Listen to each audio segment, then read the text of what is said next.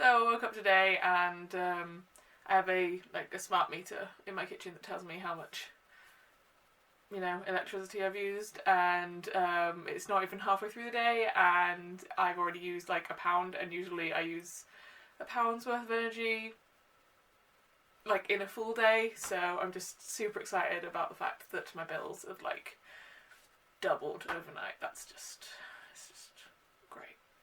Anyway.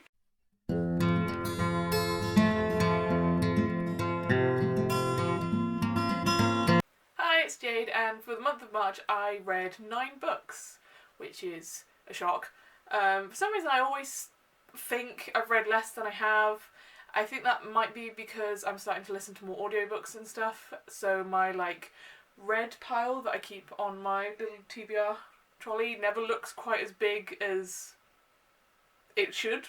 So because we've got 9 books to talk about, we're just going to go straight into it. And considering that in the month of February I listened to, I think it was 1 audiobook, I seem to have gone the other way for March, and I've listened to I think 4 out of the 9 or something. But anyway, we will do audiobooks first and then physical books afterwards. So the first book I read in March was Queen Bee by Jane Fallon. I gave this a 2-star. It was a domestic thriller, I think I can say with certainty this time, because I'm always a bit, is this a domestic thriller or is this just a thriller? Because I'm not that well versed in thrillers, but considering the fact that there was no murder, I'd say this is a domestic thriller. I gave it 2 stars because it was, the whole plot is the main character, whose name I've already forgotten, moves into a very exclusive, gated community in London, while she is trying to find a house to buy. And she's basically living in, what normally would be, the servants' quarters of this house for very cheap rent, and very quickly makes, enemies with the queen bee of the street. And yeah, I think the reason it ranked so lowly was because it was, I don't really care about the trials and tribulations of the uber rich, really, but basically the, queen bee of this street, her husband is a known cheater, and he makes it very clear, well, no, he doesn't make it very clear, when he first meets this woman that's just moved in, he intimates that the two of them have been having an affair, despite the fact that this woman has never met him. And so instead of, just going up to this woman and being like, by the way, I've never met your husband, I'm not cheating with him, she just goes in a really convoluted way trying to clear her own name, and while she's trying to clear her own name, she's discovering other things that are going on.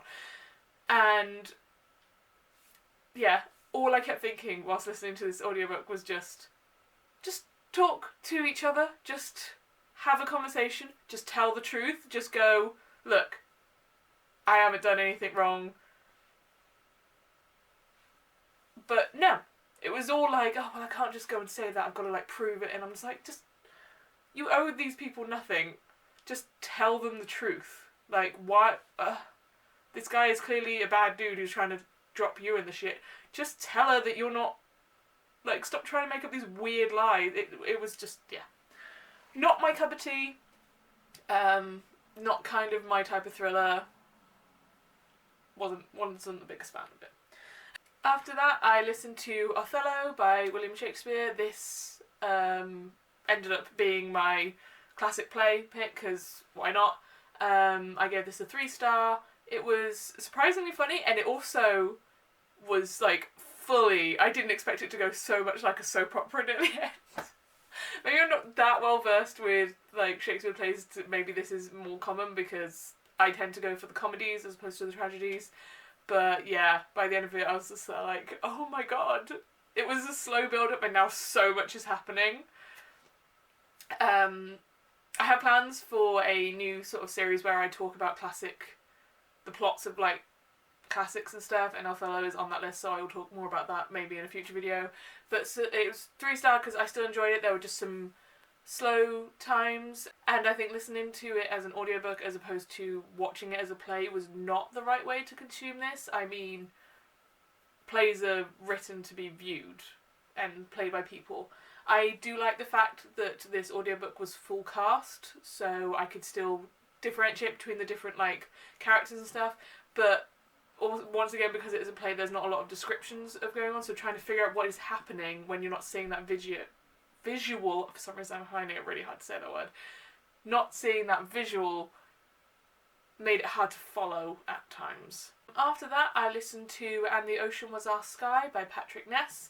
I've said before, I really like Patrick Ness, and this was no different. I really enjoyed this.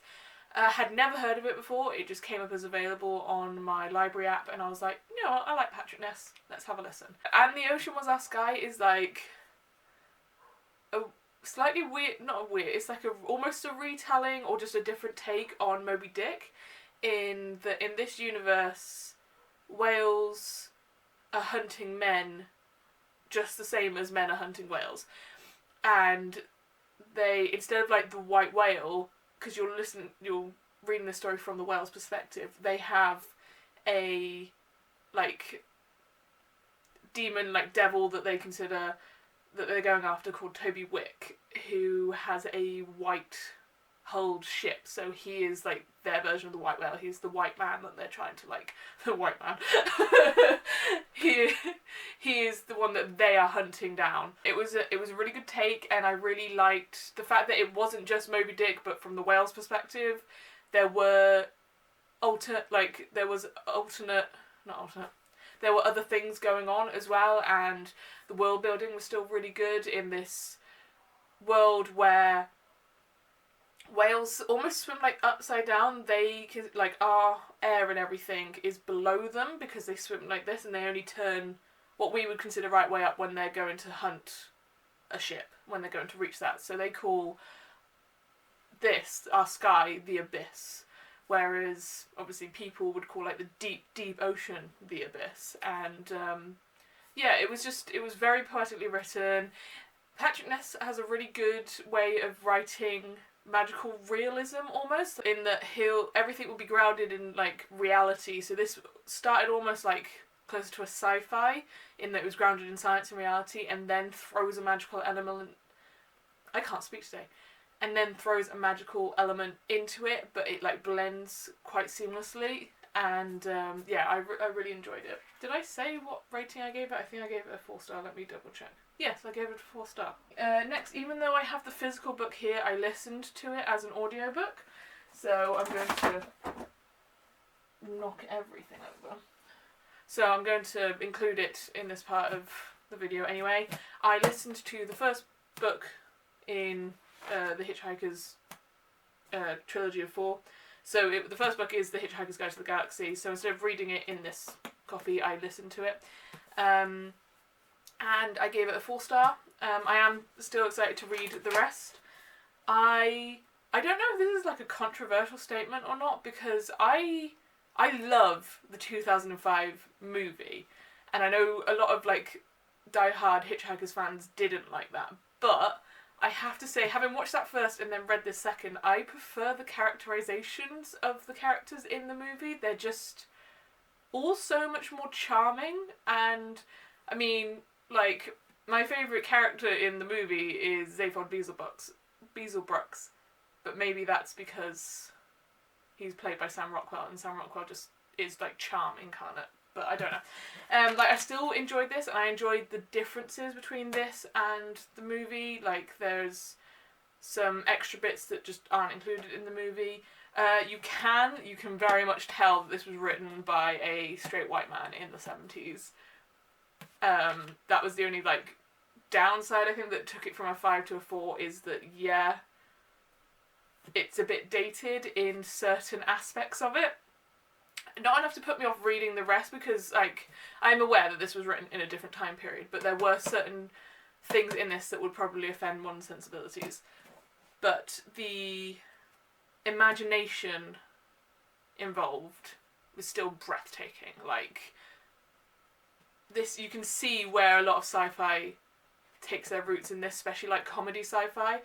because just the worlds and the things that he creates are just so imaginative in a really funny way, and yet they're all drenched in that like sardonic English sarcasm that I've grown up with, so I loved it. Forgot to say, should I put this in later? Othello, whilst being my classic play for this year, also is my Pop Sugar pick for a book with a board game in the title. I've played the board game Othello before I ever knew of the play, so not that, I mean, that's just a random fact, so and The Hitchhiker's Guide to the Galaxy was also my Pop Sugar pick for a book with cutlery on the cover. Got a teaspoon here, and also the audiobook version that I had, because it shows you the covers also had a teaspoon on it, because, I mean, you know, British protagonists, there's going to be tea involved. Now on to the physical books that I read in the month of March. The first one that I read was The Tenant of Wildfell Hall by Anne Bronte. I gave this a 4-star? Yes. I really enjoyed this. I haven't read Wuthering Heights, God, in years, but I read Jane Eyre last year and I didn't enjoy it that much. I mean, comparing the Brontes to each other may be a bit unfair, but I enjoyed this one so much more. Even if there were, like, once again, this is gonna probably be the first video in the new series of describing classic novels that I'm planning. That's not going to be the title of the series. I don't know what the title's going to be. Anyway, but this was less gothic than I thought it would be. I thought the Brontes just wrote, like, gothic novels, and there was definitely, like, aspects of that in here, but it was more of a sort of, like, tragic romance / mystery.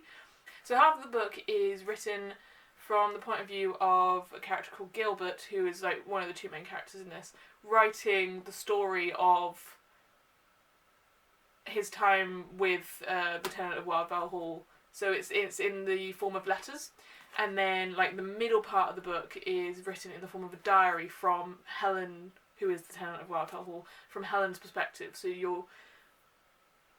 So it dangles a mystery of Graham telling you this story of this mysterious woman that moved in, who had a child, who's got a bit of, like, scandal surrounding her, and they don't know exactly what it is, and because he's, like, enamoured with her, he's refusing to believe anything bad about her, and then he gets given her diary from her when she's like, okay, well, things have gone sort of really bad and I'm going to have to leave soon, but I want you to know the truth, and gives him her diary.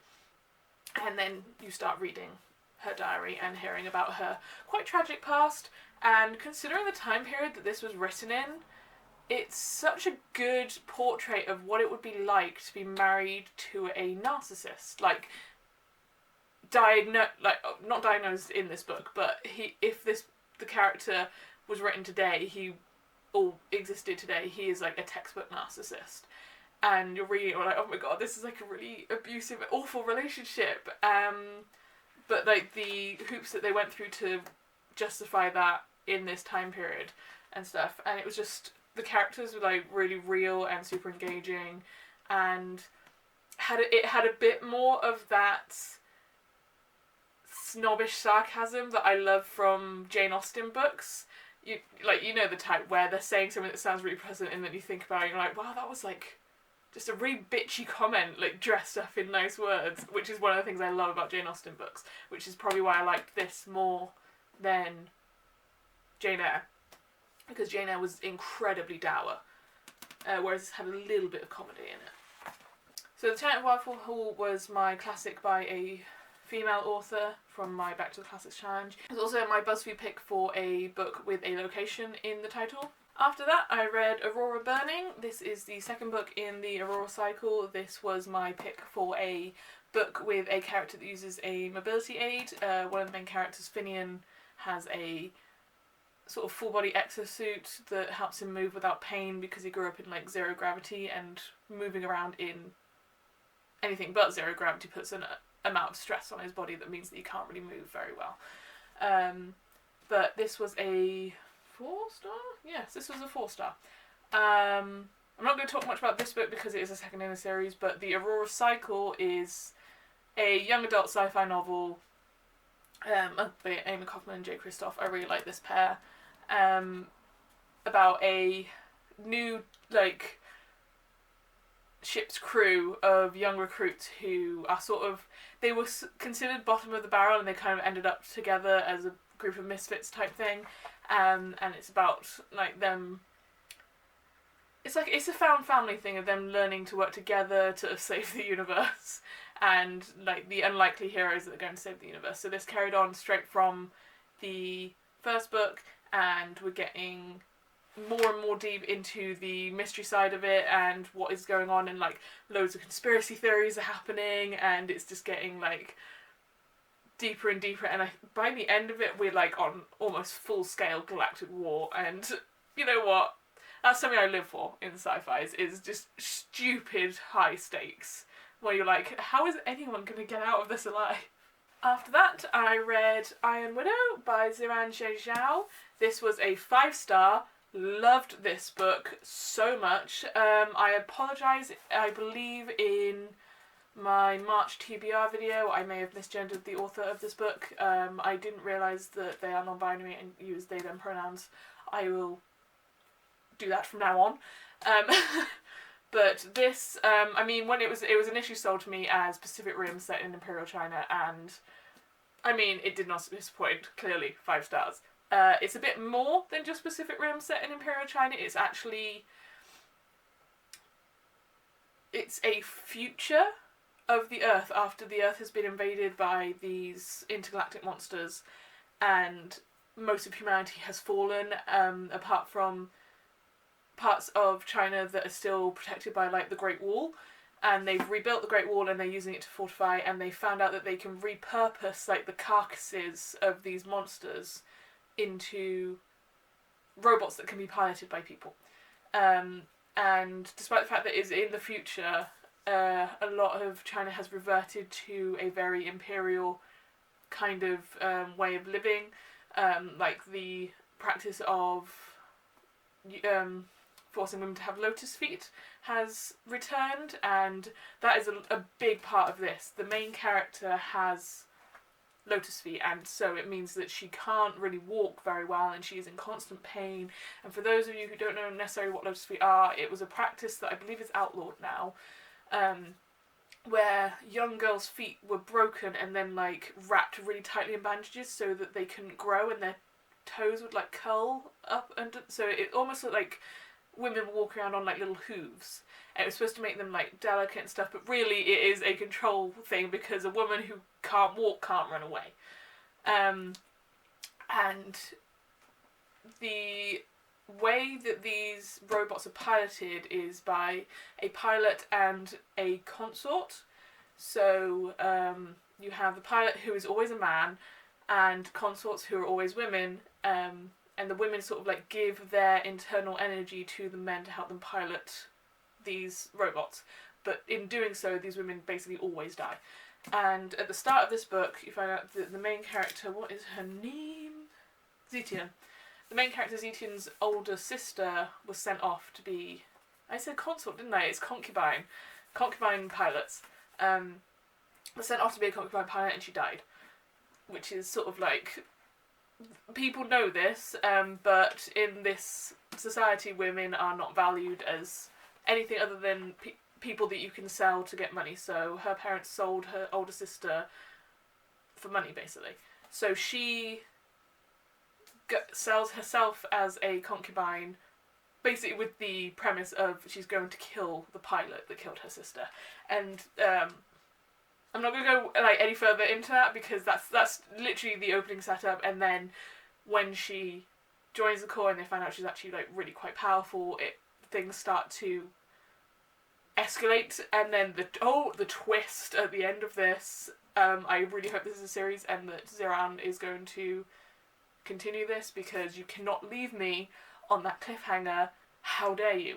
Although I also have to say I'm very proud in that there was a point in time where I called it, and then I was like, nah, that's stupid, like, that's not going to be what it is, I'm overthinking this, and at the end I was like, yes, I fucking knew it! Such a good book. So this was my Pop Sugar pick for a book top recommendation, and also, let me get the name correct, A Own Voices SFF award winner. And, I mean, definitely deserve that award. Okay, 2 more books to go. The next book I read was Dread Nation by Justina Ireland. I gave this a 3-star. I did enjoy it, and this is definitely the start of a series, and I do want to read the next one. However, there were just like writing tics in this that kind of bugged me.